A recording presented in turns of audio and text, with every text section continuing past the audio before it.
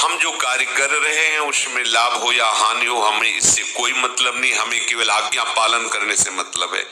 आज्ञा में त्रुटि नहीं हो पाएगी। जो आज्ञा हमारे लिए दी गई वो हम करेंगे। उसके परिणाम में सिद्धि हो असिद्धि हो, मान हो या अपमान हो, सुख हो या दुख हो, लाभ हो या हानि हो, इससे मुझे कोई संबंध नहीं। ये है वास्तविक योग यज्ञ। समझिए, इन यज्ञों में कहीं भी आपने नहीं सुना, और यही सब महान यज्ञ परम पद में प्रतिष्ठित करते हैं उपासक को। योग यज्ञ किसी भी संप्रदाय या उपासना का उपासक हो, ये होना ही चाहिए। क्या? हमें सिर्फ आज्ञा पालन करना है। परिणाम में क्या, ये हमें नहीं देखना। परिणाम में वो देखे जिन्होंने आज्ञा दी। हम तो सिर्फ आज्ञा का पालन करेंगे। जो हरि गुरु का आदेश है वैसे। सिद्धि असिद्धि, लाभ हान, सुख दुख, इससे हमारा कोई संबंध नहीं। सुख दुख के समय कृत्वा लाभा लाभो जया जयो, ये बहुत बड़ी सिद्धि है और इसको धारण ही करना होगा, तभी आप अमृत पद में स्थित होंगे। यदि इसे धारण नहीं किया तो राग द्वेष में फंसे रहेंगे।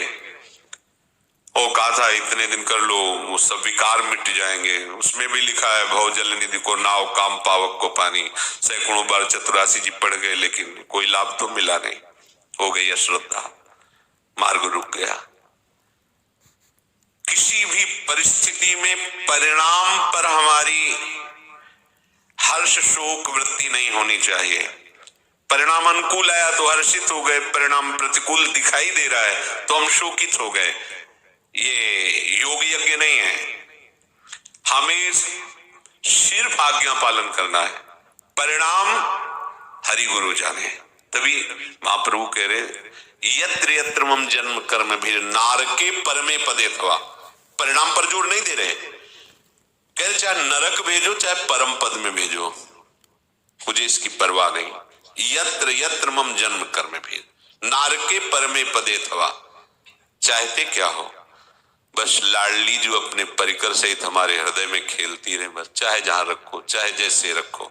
ये बात, ये लाडली जू का चिंतन, लाडली जू का लीला चिंतन, लाडली जू की सेवा, ये आज्ञा है। इसका हमें पालन करना है। परिणाम चाहे नरक भेजो, स्वर्ग भेजो, परम पद भेजो, आपका विषय है। हमारा उनका नाम, उनका रूप, उनकी लीला, उनकी वर्तमान में हम उनसे विमुख समय, व्यर्थ समय नहीं काटेंगे। परिणाम महामोदमय होगा, उसकी चिंता ना करो।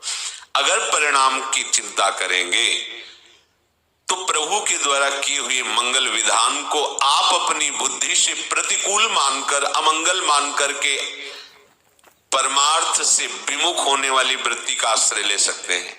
ऐसा होता है। बहुत से साधक इस बात से फिसल गए क्योंकि हम पक्ष लेते हैं मन बुद्धि का और मन बुद्धि पक्ष लेते हैं असत प्रकृति का।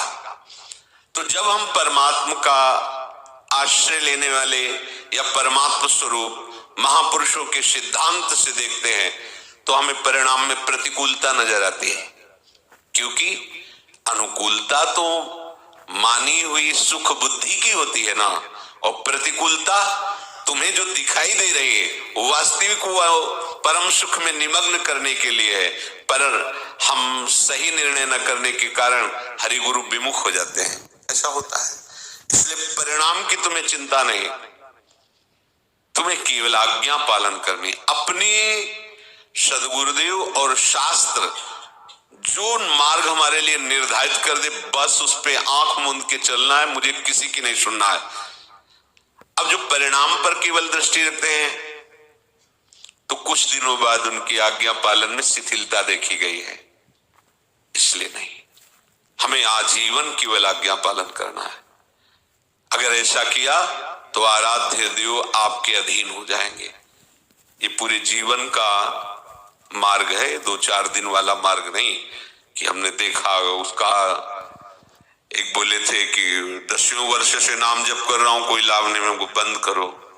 दोबारा शब्द ऐसे मत कहना, क्योंकि ये शब्द उनसे कहो जो इसका परिचय न जानते हो। यहां जीवन ही वही है। बकवास से कोई तुम्हारा प्रमाण होगा? तुम बकवास करो कि 10 साल से मैं भजन करूं, मुझे कोई लाभ नहीं मिला है। भजन और लाभ कहां भूल रहे हो? राधा 10 साल नहीं, 1 सेकंड का परम लाभ। राधा ये सतव्रती है, ये सतव्रती प्रियाजू का नाम लिया, त्रिकाल में कभी व्यर्थ नहीं हो सकता। करो पापाचरण, ऐसे माला घुमाते रहो केवल, तो आप उससे भगवदानंद की अनुभूति कर लोगे क्या?